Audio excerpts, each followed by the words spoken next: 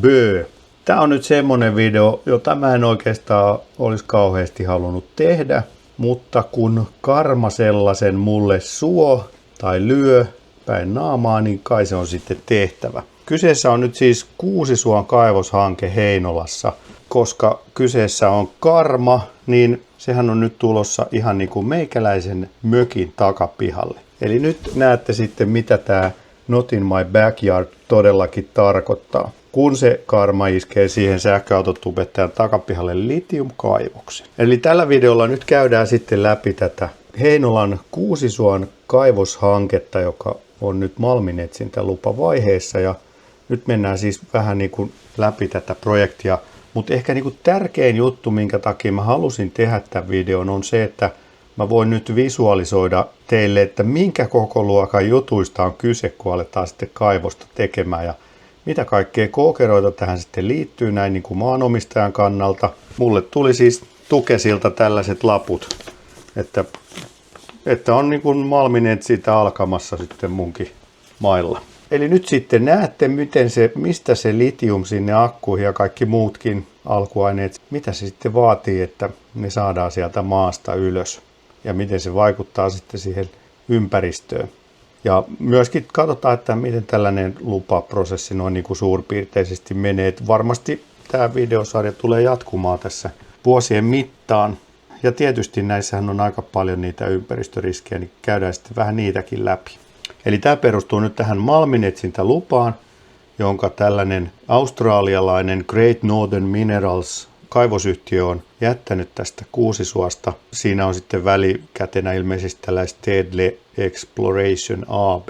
Nämäkin on aika mielenkiintoisia nämä yrityskuviot, että miten nämä menee kaiken kaikkiaan tässä hommassa. Mutta tuossa näkyy siis tämä tutkimusalue, se on tämä 4 tässä keskellä ja sitten sieltä nyt luvassa aiotaan niin kuin tutkia litiumia, kuparia, fluoria, tinaa ja wolframia. Ja miksi just tässä halutaan tutkia, niin perustuu siihen, että täällä on tehty jo tutkimuksia tuolla 80-luvulla. Rautaruukki on tehnyt tuolla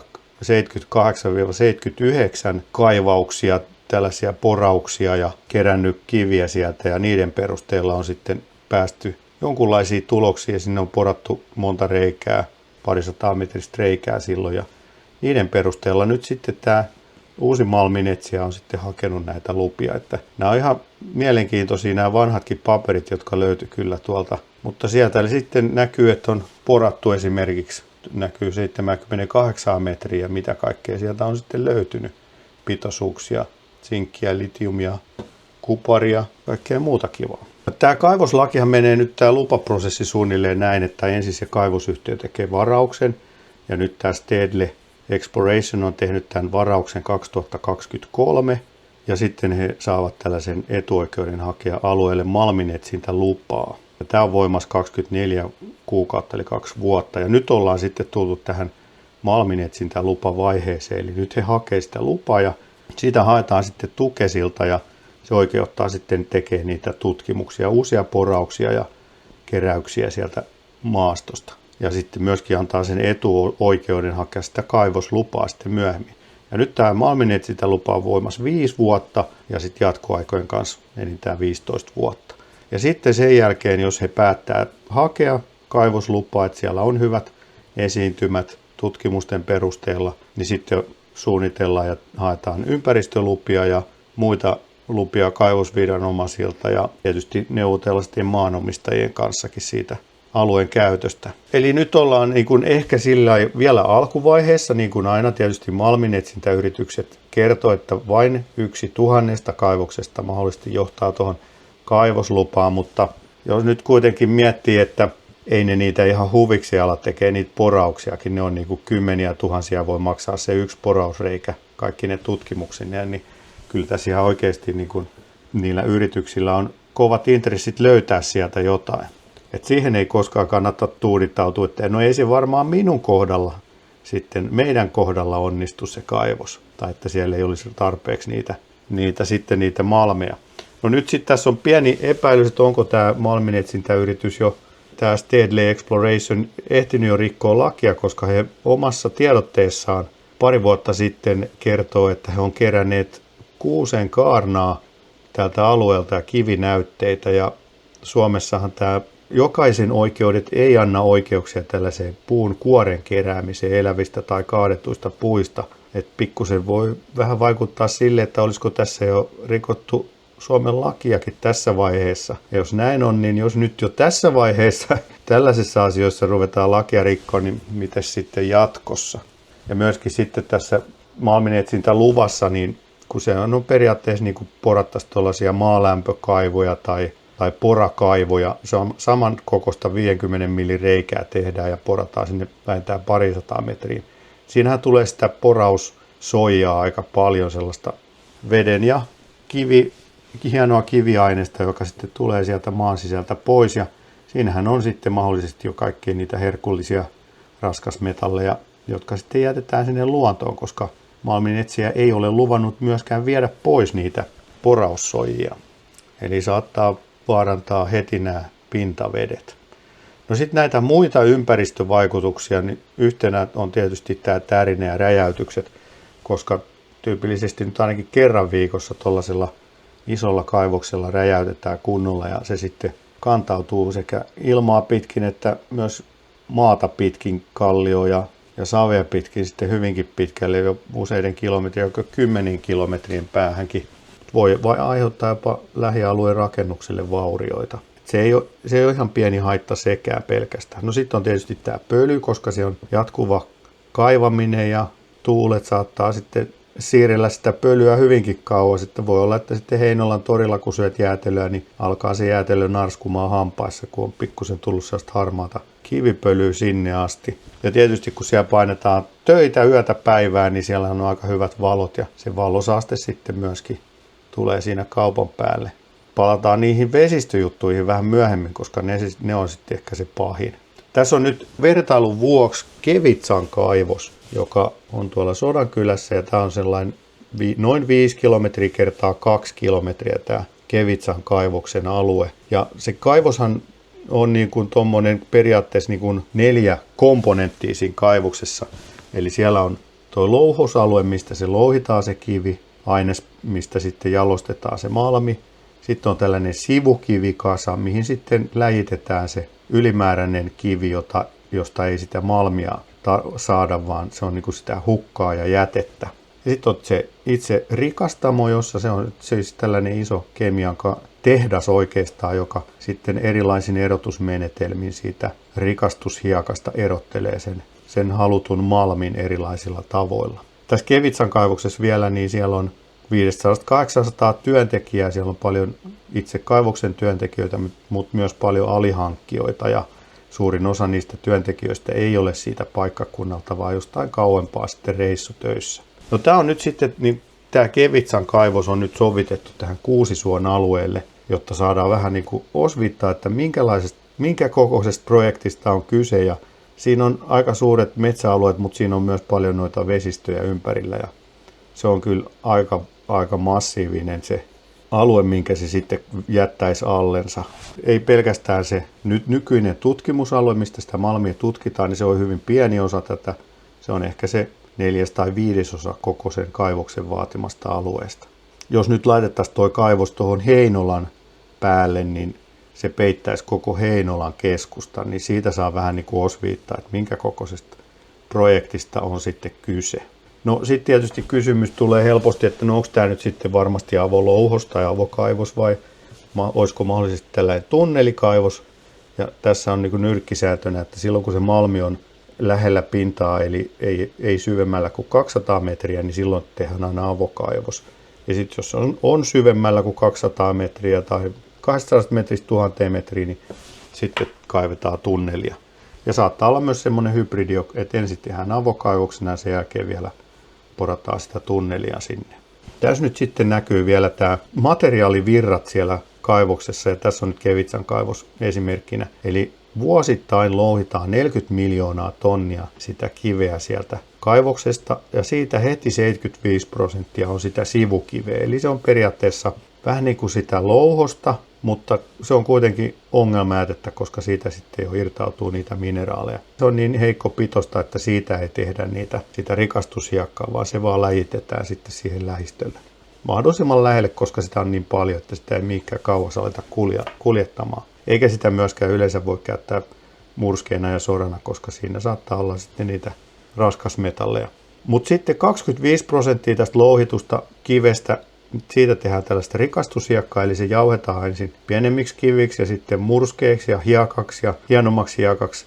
Ja sitten siitä hiekasta sitten erotellaan erilaisin kemiallisin ja mekaanisin erotustavoin sitten se varsinainen malmirikaste sieltä ulos. Eli vaan noin 0,5% kaikesta tuosta louhitusta kivestä, niin sitten on sitä, mitä varsinaisesti kerätään ja käytetään. Ja kaikki muu, eli se 99,5%, niin se on sitä jätettä. Tässä on Suomen luonnonsuojeluliiton piirakkadiagrammi Suomen kokonaisjätemäärästä, joka on 120 miljoonaa tonnia. Ja niistä 75% tulee kaivosjätteistä, Yaralta, Kevitsasta ja Terrafamelta. Yhdyskuntajäte on vain 3,1 miljoonaa tonnia, eli aika pieni osa. No miltä se 40 tonnin jätekivikasa vuosittain, mikä sinne kaivosalueelle kertyy, niin miltä se näyttää? Niin tässä nyt on yksi tällainen visualisointi, että paljonko sitä jätettä tulee joka vuosi. Ja tämä on siis joka vuosi niin kauan kuin se kaivos toimii ja niin kauan kuin siellä louhitaan. Ja sitten kun näitä tämmöisiä kasoja alkaa sinne kertymään, niin se on sitten aikamoinen muutos sille ympäristölle. No tässä on sitten kuva siitä rikastamosta, eli se on tuommoinen kemiatehdas sitten, joka tarvii myös kemikaaleja. Siellä voi olla jotain happoja, millä sitten erotellaan sitä malmia siitä rikastushiekasta. Tässä on sitten kaivoksen vesikaavio. Ja nyt täällä vasemmassa alakulmassa on sitten varsinainen kaivos, eli se avolouhos, se hirveän iso monttu. Ja sieltähän pitää koko ajan pumpata vettä, koska muutenhan siitä tulisi järvi. Eli se pitää pysyä kuivana se kaivos, ja mikä tarkoittaa sitä, että pohjavedet siinä ympärillä laskee varmasti aika paljon. Jos sinne on 200-metrinen monttu, ja se täytyy pitää kuivana. Ja toisaalta sitten myöskin tämä rikastusprosessi tarvii sitä vettä, jota myös voidaan käyttää sieltä pumppaamosta, mutta myös tarvitaan tuorevettä ja puhdasvettä. Tuorevesi voi olla siis varmaan jotain pintavettä läheisistä järvistä, ja varmaan sinne sitten joudutaan aika paljon niitä kaivojakin tekemään, mistä sitä vettä saadaan, sitä pohjavettä. Se itse rikastusprosessi käyttää sitä vettä varmaan aika paljon, ja osa siitä sitten palautuu tänne jätealtaaseen, jossa se siis tavallaan niin kuin saostuu. Vähän niin kuin kotitalouksien tai kesämökkien likakaivoissa, niin siinä on tällaisia jätealtaita ja selkeytysaltaita sitten, joiden avulla se kiintoaine jää tonne näihin jätealtaisiin. Osa siitä voidaan sitten täältä selkeytysaltaasta kierrättää takaisin sinne prosessiin. Sitten lopultahan se osittain johdetaan sitten vesistöön se jätevesi, kun se on siitä selkeytynyt riittävästi. Mutta se suurin riski nyt tässä on se, että nämä jätevesialtaat yleensä vuotaa. Jossain vaiheessa sen kaivoksen elinkaarta valitettavasti Suomessa niin aika paljon on uutisoitu ja on näitä vuototapauksia. Tässä nyt on esimerkkejä näistä ikävistä vuototapauksista, ja suomalainen tiivistysasiantuntija Peter Brand on sanonut, että vaikka EU-asetus ja Suomen laki täysin yksiselitteisesti kieltää ympäristön pilaamisen, niin silti Suomessa on tälläkin hetkellä 37 vuotavaa kaivosten jäteallasta. Suomessa on siis 43 toimivaa kaivosta tällä hetkellä Kaivosteollisuus ryn mukaan. Varmaan voidaan siis todeta, että on vain kahdenlaisia kaivoksia, niitä, jotka on vuotanut ja niitä, jotka ei ole vielä vuotanut. Tämä vesistöjen saastuminen on se suurin ongelma, ja sitten tietysti pitää muistaa, että tämä jätekivikasa, sinnehän myöskin sataa vettä, kun ennen kuin se sitten jossain vaiheessa kapseloidaan ja suljetaan toivottavasti jollain maa-aineella, niin sekin antaa suotovettä, jossa on myöskin ikäviä aineita, jotka pääsee vesistöihin. No sitten tässä keskellä näkyy toi kaivoksen paikka punaisena pisteenä, ja tässä on nyt vähän selvitetty näitä vesien valuma-alueita sieltä kaivokselta. Ja tämä on valitettavasti niin kuin aika lailla Kymijoen latvavesiä. Eli jos se sattuu olemaan vielä vähän niin kuin sellaisen veden jakajalla, eli tästä voi, riippuen nyt kuinka iso se kaivos on ja missä ne jätevesialtaat on, niin se voi lähteä joko valumaan sinne pohjoiseen tai etelään tai molempiin. Tässä on nyt tämä eteläinen reitti, mitä pitkin se sitten pääsee valumaan, ja tuossa on sitten lueteltu nämä järvet, joihin se sitten saattaa vaikuttaa. Tietysti siellä yläjuoksulla se vaikutus on suurempi kuin siellä alajuoksulla, mutta se ei välttämättä tarvitse kovin suuria pitoisuuksia, niin se pääsee aika pitkälle. Ja näitä järviä tässä valuma-alueella on Viipiäjärvi, Likosenlampi, Lyömiäinen, Märkijärvi, Särkijärvi, Kuijärvi, Salajärvi, Korpijärvi, Yläkesio, Alakesio, Imijärvi, Alarääveli, Konnivesi, Kymjoki, Armaslammet, Kivijärvi, Isoriihu, Kailajärvi, Rihun Ylälampi sekä Alalampi ja Karijärvi. Ja siitä sitten tietenkin sinne Kymjokeen ja lopulta sitten Itämereen. Tässä on vielä tällainen vesikartta, jossa näkyy näiden pienten järvien veden laatu tällä hetkellä. Ja valitettavasti se on todella hyvä näissä lähijärvissä. Että se on erittäin todennäköistä, että tämä kaivos jollain tavalla tulee sitten pilaamaan heikentää näiden järvien vesiä. Ja vielä kun ne on pieniä vesiä, niin silloin ne on tosi herkkiä pienillekin määrille. Sitten tietysti tämä eläinkunta on myös siellä riskiryhmässä kaikista eniten. Ne ei osaa lähteä sieltä pois, jos sitten tämä kaivos sinne tulee. Niin täällä on erityisesti tällaisia uhanalaisia tai silmällä pidettäviä lajeja, jotka hyödyntää vesiekosysteemejä.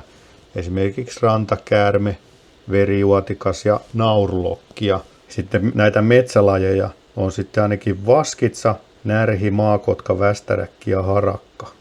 Ja sitten haarapääskyjä myöskin löytyy sieltä rakennuksista. Että aika riskialtis projekti kyllä tälle ympäristölle, tällainen valtavan iso kaivos.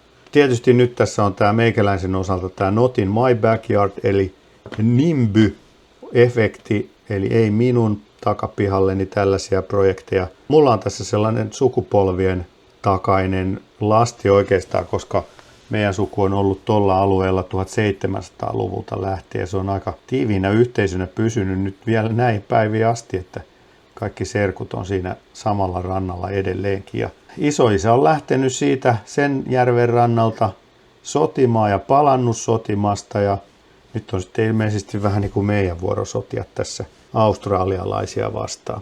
Ja osittain meikäläisen arvoasteikolla, vaikka nyt olenkin sähköautotubettaja, niin Suomen perustuslaki onneksi kuitenkin antaa mulle tällaisen vastuun luonnosta ja sen monimuotoisuudesta, ympäristöstä ja kulttuuriperinnöstä kuuluu kaikille. Julkisen vallan on pyrittävä turvaamaan jokaiselle oikeus terveelliseen ympäristöön ja mahdollisuuteen vaikuttaa elinympäristöään koskevaan päätökseen tekoon. Eli niin kuin laki velvoittaa suorastaan meitä nyt tässä toimimaan ympäristön puolesta. Ja toi puhdas vesi on myöskin huoltovarmuuden kannalta aika tärkeä tekijä. Jos tulee isompi kriisi ja meidän täytyy alkaa itse tekemään ruokaa, kasvattamaan ruokaa täällä, niin silloin puhdas vesi on kaikista tärkein niistä.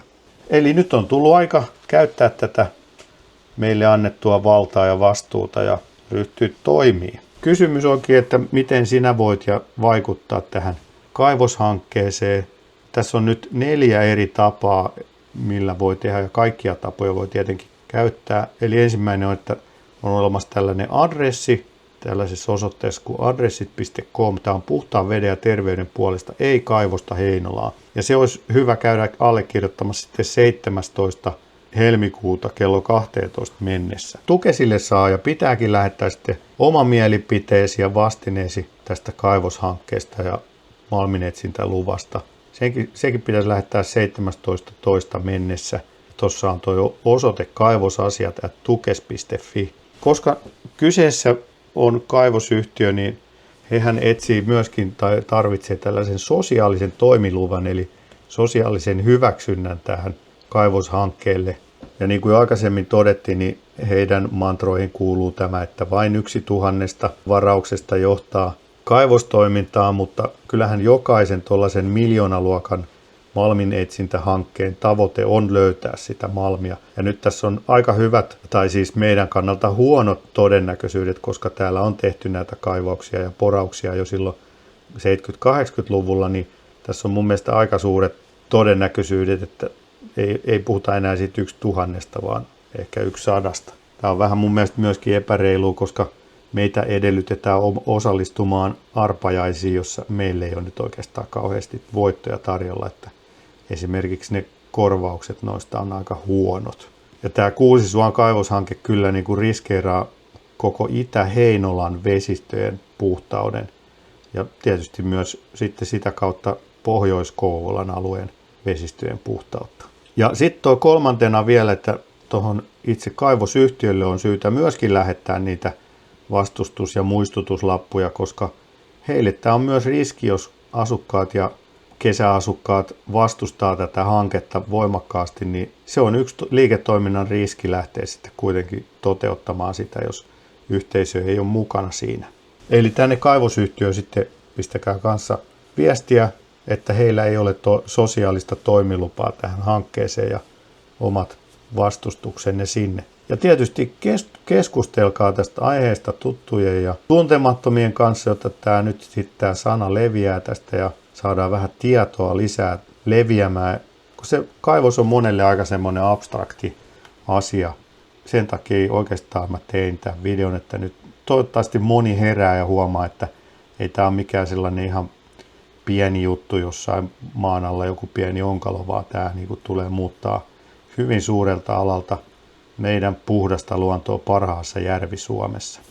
Mutta käyhän kommentoimassa, mitä mieltä sä oot tämmöisestä kaivoshankkeesta. Tämä tulee jatkumaan tämä videosarja. Tässä nyt seurataan sitten, että miten tämä homma etenee ja miten se sitten mahdollisesti tulee päätymään. Ja tämä ei todellakaan tarkoita sitä, että musta nyt tulisi sähköautojen vastustaja.